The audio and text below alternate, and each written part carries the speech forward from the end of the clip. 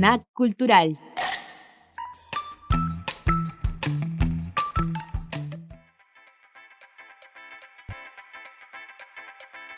Queridas y queridos amigas y amigos de Snack Cultural, el podcast del Centro Cultural de la Pontificia Universidad Católica, que inicia hoy una serie de grabaciones dirigidas a rescatar algunas de las actividades, acciones, personas más importantes de la cultura nacional y de las actividades que desempeñan en su vida cotidiana tanto como en su vida artística. Este primer podcast, este momento epifánico de lanzamiento, tendrá dos invitados que son para nosotros entrañables personas que, además de ser cercanas en términos afectivos, son para nosotros respetadas en términos estéticos y artísticos y, sobre todo, parte del corazón, que para nosotros es importante que así sea, porque involucra también una serie de elementos afectivos, por lo que anuncio y me preparo también para que esta conversación tenga esos ingredientes que espero también ustedes, nuestros visores, oyentes, puedan disfrutar. Estamos con María Celeste Viale Yerovi. Yo voy a hacer, curiosamente, no una presentación, sino más bien un inicio de conversación a partir de las distintas dimensiones de la actividad de Celeste Yerovi. Celeste es profesora universitaria, es investigadora, es una directora de teatro, es investigadora también de las artes escénicas, y hay una multidimensionalidad importante en su desempeño que la vincula también a la comunicación para el desarrollo, la especialidad de comunicación para el desarrollo de la Pontificia Universidad Católica del Perú, y Mateo Chiarella Viale.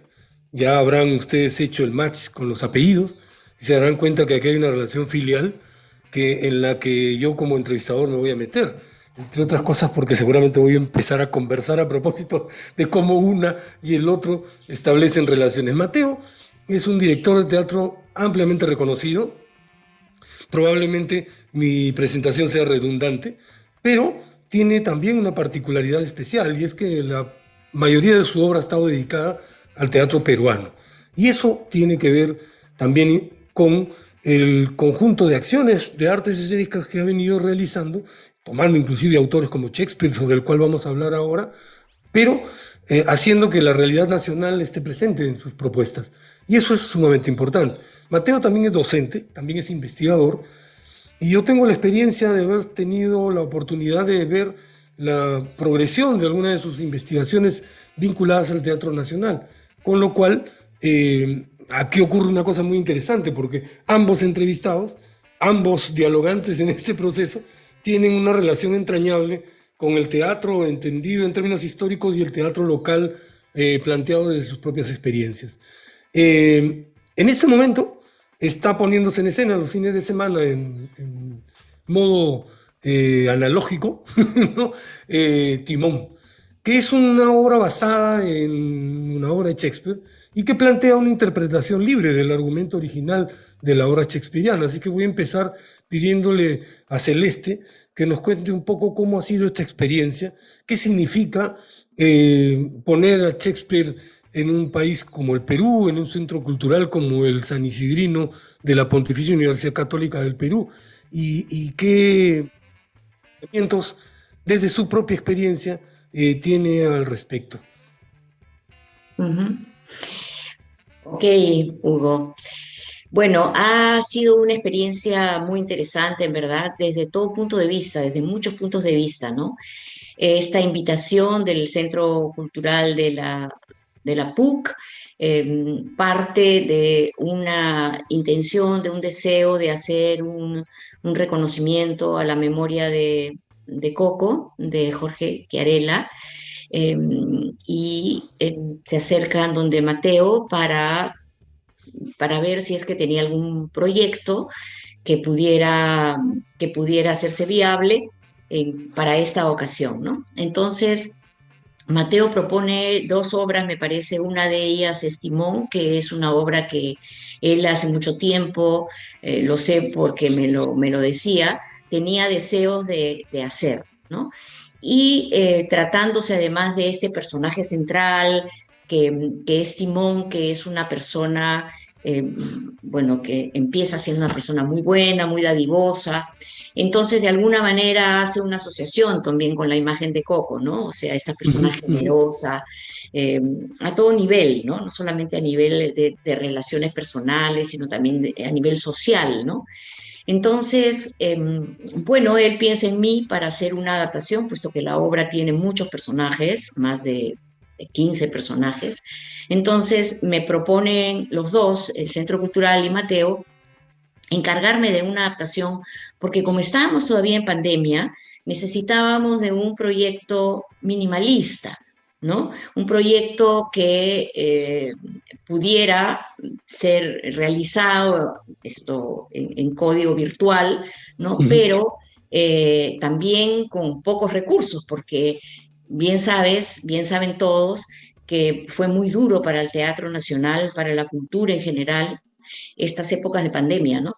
Entonces teníamos pocos recursos. Entonces se necesitaba, la propuesta era hacer un monólogo, o sea, un trabajo Ujú. con un solo actor que pudiera en todo caso desarrollar distintos personajes de los que plantea la obra, ¿no? Entonces, bueno, recayó en mí este encargo y yo feliz porque porque se trataba de un homenaje, se trataba del Centro Cultural, se trataba de Mateo, se trataba de Bruno Dar, que había sido escogido por Mateo, ¿no? Y porque se trataba, por supuesto, de Shakespeare, ¿no? Entonces era como un regalo, pero también un reto, Claro, ¿no? claro. Entonces, Sí. bueno, me acerqué una vez más al texto maravilloso de Shakespeare y empecé pues todo un trabajo de investigación, porque yo creo que toda creación artística supone una investigación, ¿no? O sea, la creación artística es una investigación. Entonces, acercarme al texto, a diversas versiones del texto e imaginar, ¿no? Un actor haciendo todos estos personajes y con algunos elementos de, que pudieran servir de apoyo, ¿no? Y confiando también, por supuesto, en la destreza de Mateo, ¿no? O sea, yo lo conozco como director, sé de su trabajo y sobre todo de su rigurosidad, ¿no? Entonces hicimos al principio, bueno, y en todo el proceso en realidad, un diálogo, fue un diálogo muy rico y bueno, terminó en esta propuesta actuada para mi gusto soberbiamente por Bruno. Es un actor espectacular, creo que es Ujú. una clase de actuación y es una clase de dirección también. Yo justamente le acabo de decir a mis alumnos de artes escénicas que si habían visto Timón, Ujú. ¿no? No la habían visto. Entonces yo le digo, es una clase de actuación, es una clase de teatro en realidad, ¿no? Entonces, bueno, yo le he visto varias veces y en verdad estoy muy contenta. Celeste, te interrumpo un momento porque quiero hablar también con Mateo. Has hecho una mención en varios momentos de su trabajo, que todos reconocemos en términos de calidad, y quisiera jugar con una metáfora. Curiosamente, la vida de un padre es la vida de un timón. Mm. A mí me tocó, pues entre los muchos que hemos tenido la suerte de conocer a Coco, conocerlo más o menos por finales de los 80 cuando trabajaba en el Dominical del Comercio. Entonces un día Claro, me mandaron para allá, al fondo, donde estaba su oficina, y me encontré con él, y después de una primera conversación nunca dejamos de tener una relación de afecto que a veces no tenía mucho que ver con la conversación, sino con el abrazo, con la sonrisa, con la mirada y con una como actitud de timonel que siempre tuvo con todos. Y es algo que reconozco que también vi en la universidad. Entonces, Mateo, escoger esta obra, no voy a preguntar cuál fue la que se quedó en el camino, implica también reconocer que ese personaje tenía una serie de características que estaban entre las que tienen las personas que más has querido. ¿Cómo se lidia con eso cuando se hace una dirección después que alguien como tu madre entra a tallar en la reelaboración de esa propuesta? En primer lugar, creo que efectivamente, bueno, de hecho la obra es un homenaje a mi papá, por más de que si estamos hablando de una suerte de tragedia. Sí. Quizá no tanto por la temática, aunque reconocemos que hay frases que le calzan perfecto a mi papá, ¿no es Ajá, cierto?, dentro de la obra, ¿no? Sino también sí. por la manera de hacer teatro, ¿no? La manera en la que él se abordaba un trabajo escénico, con la gente con la que él abordaba un trabajo escénico, como en el caso de Bruno y de mi mamá, en un espacio que era su casa también, como es la Universidad Católica, el Centro Cultural de la Universidad Ujú, ujú. Católica. Entonces, todos esos elementos y además, yo que he seguido muy de cerca su camino en la dirección, que él ha sido mi profesor de dirección, además, formalmente, no Ujú, ujú. solamente, ¿no? Eh, como papá, sino también formalmente ha sido mi profesor en la universidad. Este, Conocía muy bien sus recursos, sus técnicas, sus trabajos, entonces he aplicado eso también al momento de dirigir a Bruno, o sea, en eso también hay un homenaje, una valoración al maestro, ¿no? Y entonces, esa ha sido la manera que he tenido yo de inclusive procesar, o sea, agradecer y procesar mi encuentro con él después de su fallecimiento, ¿no? Y por supuesto, en un espacio de mucha intimidad, ¿no? Con lo cual me sentía bastante protegido. El hecho de que participe mi mamá allí es también un espacio seguro para mí, ¿no? O sea, porque además conozco su trayectoria, porque además sé lo cálida que es, lo sensible que es, y Bruno también. Bruno, es impresionante cómo cuando trabajaba con él, Bruno me decía, mira, tu papá una vez me hizo, entonces volví a reencontrarme con mi papá, ¿no es cierto?, a través de lo que Bruno recordaba, ¿no? Entonces, todo eso ha hecho que la experiencia sea muy emotiva, ¿no? Muy emotiva y muy segura también a la vez, ¿no? En la Universidad Católica, que también es mi casa, ¿no es cierto? Sin olvidar eso, ¿no es cierto? Entonces, muy segura. Entonces, ¿qué más se puede pedir para la creación, ¿no es cierto? Un espacio de seguridad, un espacio de confianza, un espacio con gente querida, ¿no? Me ha encantado la experiencia y he agradecido además que no se quede solamente en el espacio virtual, sino que haya pasado al espacio en vivo, el presencial, ¿no? Porque Y eso, la Mateo, que vivencia acabas de es mencionar importante. es interesante porque pienso en ustedes dos y en cómo ese tránsito de lo virtual a lo analógico en una obra puesta en escena con tales características mencionadas por ustedes, tiene que haber contribuido a generar en ustedes una experiencia invalorable, Celeste. Eh, ese paso de una sustancia a otra, vamos a bautizarlo así, ¿cómo la percibiste para ti cuando viste la obra o cuando sentiste la obra en el mundo del Zoom y pasa al mundo del aforo teatral? ¿Qué sensaciones tuviste? Una necesidad de cambio. Sí, eh, bueno, es otra cosa, ¿no? O sea, descubres que eso no va a morir nunca, ¿no? O sea, no puede morir, ¿no? Ujú. Este contacto, esta presencialidad, esta relación con el otro, ¿no? Esta presencia, esta presencia que es vida, ¿no? O sea, que sientes que estás vivo, ¿no? Ujú. Es inigualable, o sea, no hay punto de comparación, ¿no? Se han hecho trabajos muy lindos eh, en código virtual, este mismo trabajo eh, es excelente, ¿no? Pero el después contactarte ya con la persona, con el actor, con la otra gente, porque es un acto social, ¿no? Es una ceremonia y las ceremonias tienen que darse de manera presencial, ¿no? Son rituales, ¿no? Entonces el ritual no puede ser pues virtual, ¿no? O sea, uno lo concibe de otra manera, Yo ¿no? comparto contigo radicalmente lo que acabas de decir, pero vamos a Claro. ver qué cosa nos dice Mateo, porque él es nativo digital. Entonces, de repente encuentra en esa distancia una situación que le permite o le inspira de una manera especial. ¿Tú qué dices, Mateo, sobre el mismo asunto? No, créeme que el que ha sido criado en el teatro jamás podrá ser un nativo digital. O sea, puede utilizar lo digital, lo virtual, lo audiovisual, pero el que ha nacido en el teatro es como si tú le preguntaras a alguien que es aborigen de algo, o sea, que es de una cultura, ¿no es cierto? es su cultura, es su hábitat, ¿no es cierto? Ujú. Entonces, yo creo que cuando yo la dirigía para la cámara audiovisual, estaba cumpliendo con la tarea y sabía y estaba haciendo mi mejor esfuerzo para que sea muy bonito, ¿no es cierto? Pero dentro de mí, cuando todavía no Ujú. se sabía que iba a ser presencial, decía, ¿cómo me gustaría que esto que estoy creando, que estamos creando con Bruno, sea presencial? Porque tiene un aspecto, como dice mi mamá, muy ritual. La obra, ya la puesta en escena y la obra, desde la escritura, tiene un componente muy ritual, con máscaras, con un montón de cosas. Entonces, esa necesidad de entrar a ese convivio, yo lo extrañaba cuando lo hacíamos. Hacía todo para que funcione porque era la tarea que teníamos.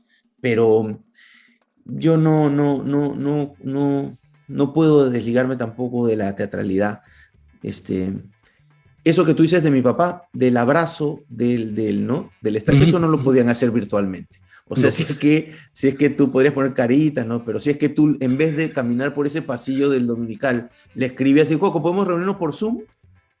Él te podía contar chistes, pero ese abrazo. claro, tienes toda la razón. Leyendo algunas cuestiones relacionadas con la obra, he encontrado tres frases de la obra que probablemente tengan mucho que ver con Coco. Donde existe verdadera amistad, no hay necesidad de ceremonias. Uno, está en Timón. La carrera de un pródigo se parece a la del sol, con la diferencia de que no vuelve a salir. La mollera sabia, la cabeza sabia, hace reverencias al imbécil dorado. En la obra hay una cosa característica importante que es, hay críticos que dicen, claro, es un drama, pero no es un drama, porque tiene atisbos, pinceladas de comedia que hacen que, digamos, el mensaje de la obra cale mucho más en la audiencia. Hay preguntas que nosotros no debemos hacer nunca, pero yo vivo encantado haciéndolas. Una de ellas, Celeste, es si pudiera sintetizarse el mensaje que quisieras que llegue a la audiencia. Lo mismo te voy a preguntar a ti, Mateo, así que anda pensándolo, por favor. Lo que está relacionado con la paradoja, la enseñanza, el elemento catártico, ¿qué quieres que la gente que vea la obra sienta? Bueno, de sentir va a sentir muchas cosas, ¿no? Creo que mucho va a pasar por muchas emociones, por muchos sentimientos, sentimientos encontrados, porque es un personaje además que empieza muy generoso, ¿no? Muy dadivoso, muy bueno, y termina odiando al mundo, ¿no? Entonces, producto Muy, de que esta generosidad, él siente que no es recompensada, ¿no? Para él la amistad es un don que le ha sido otorgado, el hecho de prodigar, ¿no? Y después se ve decepcionado por esta, eh, eh, y se ataca a sí mismo y empieza a atacar a los demás y odia al mundo, ¿no? Entonces, bueno, él definitivamente, y lo dice después, comete excesos, ¿no? uh-huh. Porque no encuentra un punto de equilibrio, ¿no? No es capaz de encontrar un punto de equilibrio, ¿no? Eh, y, y está orientado por esta virtud, por este don, nada más que él siente que es la amistad, ¿no? Y cuando yo digamos, si yo pudiera hacer una síntesis de, o un paralelo, ¿no? De esta primera parte de Timón, ¿no? En relación a Coco, yo siempre pienso, por ejemplo, en el teatro, ¿no? El teatro fue un proyecto generoso de Coco, ¿no? O sea, muy Uh-huh. generoso, ¿no? Y creo que ahí está como sintetizado su espíritu, ¿no? El abrazo, esta sonrisa, eh, esta generosidad, porque es un bien, ¿no? Es un bien que queda, es un valor que está ahí, ¿no? Y entonces para mí siempre esto está presente, ¿no? Como que dibuja bien a Coco, ¿no? Porque en verdad que es todo un reto, ¿no? O sea, el mantenerlo, el sostenerlo es todo un reto, ¿no? Pero ahí está como sintetizado esto de lo que fue Coco, Mm. ¿no? Ahora, respecto a la obra, bueno, como digo, pasa, el público pasa por una serie de sentimientos y eso además es lo que debe producir una obra, ¿no? O sea, ¿qué tanto él, este personaje, actuó correctamente?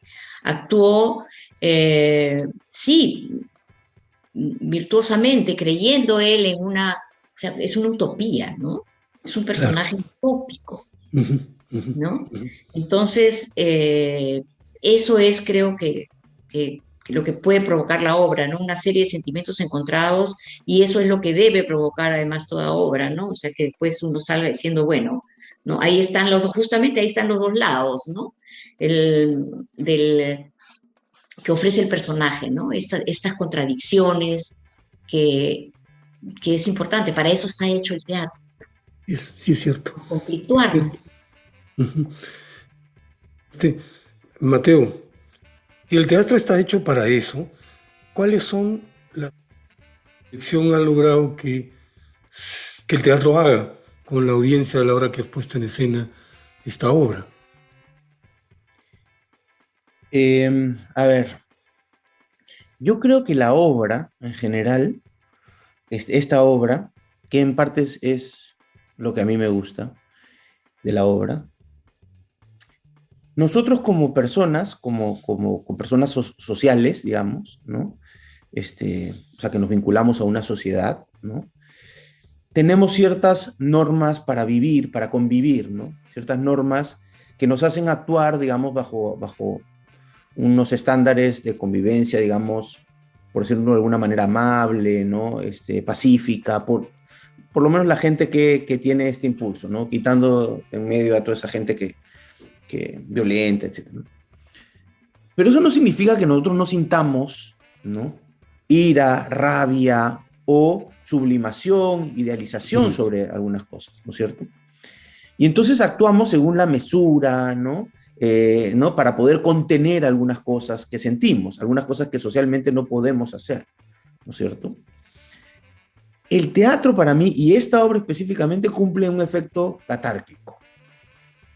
O sea, funciona desde los polos, porque son dos polos, es Timón, ¿no es cierto? Desde su extrema bondad, ¿no es cierto? Con esa maravillosa frase que mi mamá recogió también, ¿no? Arruinado por su exceso de bondad. Mira qué contradicción, ¿no? Arruinado por su Ujú. exceso de bondad, ¿no? Mm. ¿No? Y entonces esas ganas de querer ser bueno, de querer portarse bien, de querer vivir, digamos, solidariamente, ¿no? Sin miedo a la solidaridad, ¿no es cierto? Ese choque a la pared, constante en el caso del Perú muchas veces, ¿no es cierto? Mm. Y esas ganas de gritarle al mundo, ¿no? O maldecir al mundo, ¿no?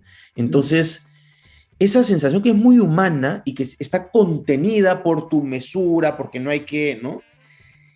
Creo que funciona para mí muy bien en el teatro. O sea, Timón, ¿no es cierto? Representa la idealización que tengo en la universidad y la rabia, ¿no? Por no poder conseguir, ¿no es cierto? Que mi país avance, ¿no es cierto? No haya corrupción, que no haya, ¿no? ¿No? Una serie de cosas, ¿no? Entonces, la obra me sirve, no solamente me encanta, sino que me sirve, o sea, me Ujú. ayuda a procesar. Y con lo que ha hecho mi mamá, mejor aún, porque no se queda solamente en la exteriorización de la ira, producto de la desazón, sino que hace, ¿no es cierto?, una objetivización del hecho. O sea, el personaje analiza, porque digamos, el protagonista no es Timón, es Flavio, Ujú. el criado, que tiene Sí. la posibilidad de observar a distancia los eventos. Y entonces logra darle no un mensaje, sino una claridad a la historia, ¿no? Al fin de la historia, ¿no? Eso me parece buenísimo. Expurgas y contienes sensiblemente al final, ¿no? Y la obra tiene eso, ¿no? Con mucha emotividad, ¿no? eso que acabas de decir hace que yo tenga la certeza de que quienes escuchen y vean esta conversación pidan que haya posibilidades de ver en distintos espacios la obra. Quiero volver, porque ya nos estamos llegando al final, a la figura de Coco. Hay una característica que estoy absolutamente seguro van a coincidir ustedes con lo que voy a plantear, y que Coco tenía una particularidad muy poco común en el mundo de la gente del teatro, y es que se movía con una extraordinaria comodidad en el canon clásico del teatro formal y en la experimentación. Yo me acuerdo una vez haber visto una obra de teatro en un escenario circular, cosa que no se había hecho en Lima, con una obra que estaba relacionada con Arguedas, y en la que puesta en escena de un nivel de experimentación que a otra gente que rodeaba el teatro le daba un poco de temor. Pero Coco no le tenía miedo al riesgo. Creo que ustedes tampoco. Creo que no hay teatro sin riesgo. ¿Están de acuerdo conmigo? Entonces quisiera que cada uno de ustedes hable un poco del legado de Coco, de la relación de ese legado con ustedes y cómo ven el futuro del Teatro Nacional a partir de eso. Empiezo con Celeste. Ok. Sí, esto que dices tú es cierto, ¿no? O sea, Coco fue una persona eh, que se manejaba en función del riesgo, o sea, nunca le tuvo miedo a experimentar, a arriesgar, y por eso se movió bien en distintos campos, ¿no? Porque él era músico, Ujú. fue además de hombre de teatro, después entró a la publicidad, ¿no? Hizo cine, hizo periodismo, donde fue donde tú lo conociste, y siempre tuvo esa actitud de explorar, de no quedarse en simplemente en lo que le ofrecían las cosas, en lo que le llegaba, sino ir un poco más allá, ¿no? Y todas estas cosas que emprendió, por ejemplo, la agencia de publicidad, partió de Ujú. cero, ¿no? El teatro igual, o sea, empezó a hacerse director producto de esta necesidad de ir más allá que la actuación, ¿no? Y después, bueno, terminó con un teatro que es todo un reto, que creo que fue el reto mayor, ¿no? Ujú. Su reto mayor, ¿no? Entonces, y él tuvo una experiencia, tuvimos una experiencia muy interesante cuando creamos el grupo Alondra.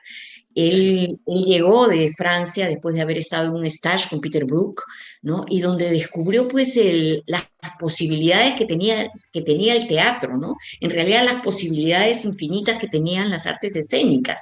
Entonces, él llegó, formó a Londra y empezó a aplicar todos estos conceptos que había aprendido y fue una época realmente de mucho riesgo, no eran épocas buenas, esto políticamente hablando, mm, pero arriesgó y arriesgamos y seguimos. Entonces, los actores que convocó, y además tenía un poder de convencimiento increíble, sí. ¿no? Porque tenía una energía muy especial. Entonces, tú entrabas con él a una discusión y siempre salías diciendo, sí, pues tiene razón, ¿no? Entonces, porque quizás no tanto por la razón misma, sino por esta pasión, era un hombre apasionado, ¿no? Por Mm. esta pasión que le ponía a todos los proyectos que emprendía, ¿no? Entonces, eso fue Coco, ¿no? Es un hombre de riesgos, de emprendedor, apasionado en cada uno de los campos en que se desarrolló, ¿no? Muy profesional, muy cariñoso y bueno, yo como dije antes, creo que este teatro, el Ricardo Blume, es, por ejemplo, un homenaje a su maestro, Sí. ¿no? Un gran homenaje a su maestro. Siempre ha sido muy reconocido a sus maestros. Y, y bueno, ahí está, ¿no? Este es un bien social, el Ujú. teatro, y fue un proyecto que él inició, ¿no? a pesar de algunos, A pesar de todo. a Gracias, pesar Celeste. Mateo, te toca. Bueno, primero hay que decir que ahora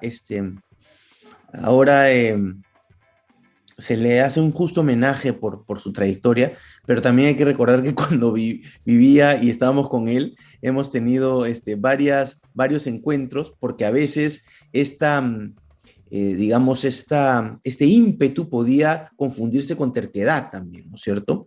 O sea, con esta idea de cuándo eres tenaz y cuándo estás siendo obtuso también a veces, ¿no? Entonces no es fácil encontrar el justo medio, ¿no? Este teatro en parte ha salido también ya no sabemos si por su terquedad o por su tenacidad, porque visto desde una perspectiva también se invierte en años de vida, se invierte, ¿no? Se invierte fuerza, ¿no? Más en un país como este que tiene algunas trabas.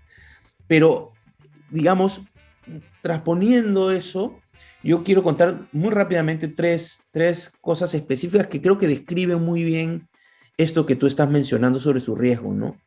La primera es que él le preguntó a Peter Brook si sentía miedo, ¿no?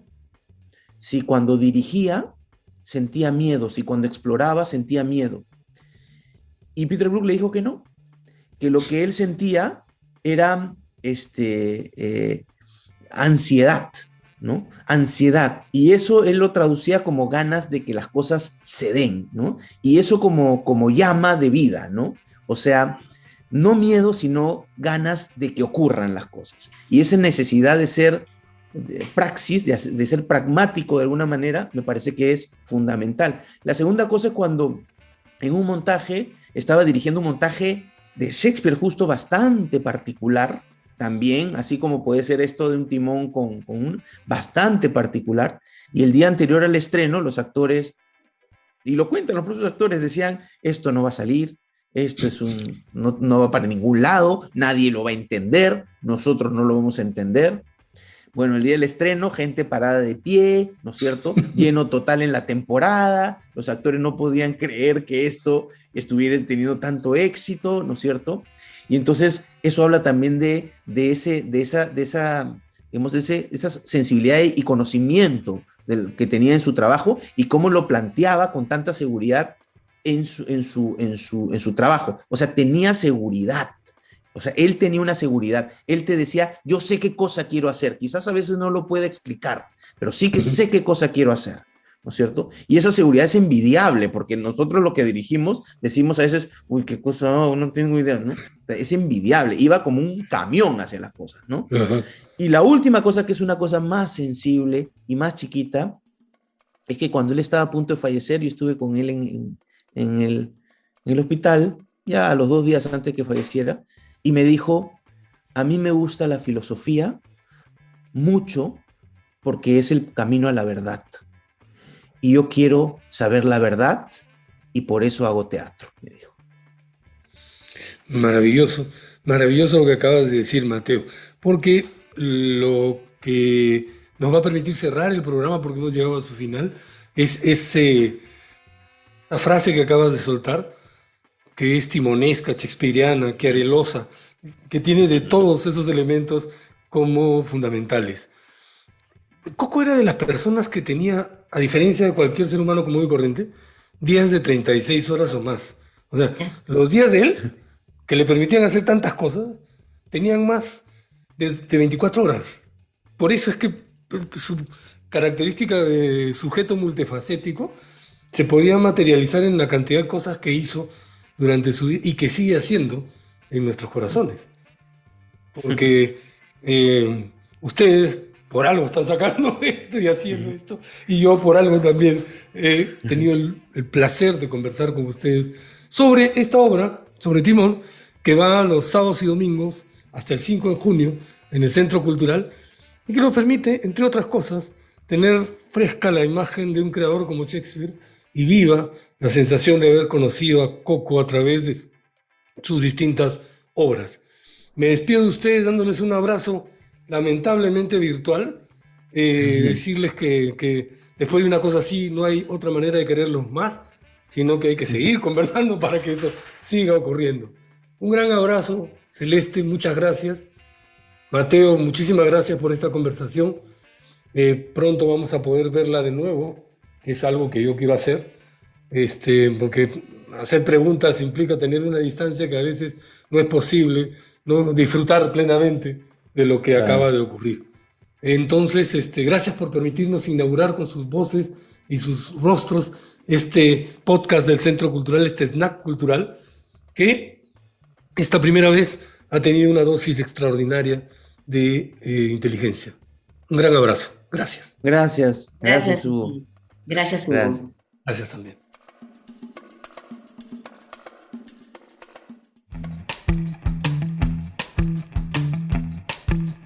Snack cultural.